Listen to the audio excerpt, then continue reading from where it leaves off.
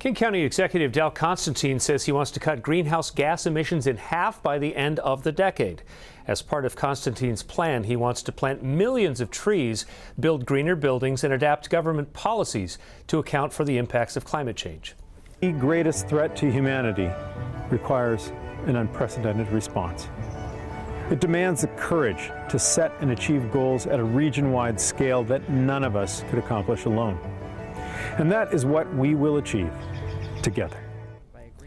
Constantine announced a climate action plan today at a community garden in Kent. It was built by the group World Relief Seattle that helped depave and transform a parking lot into this green space.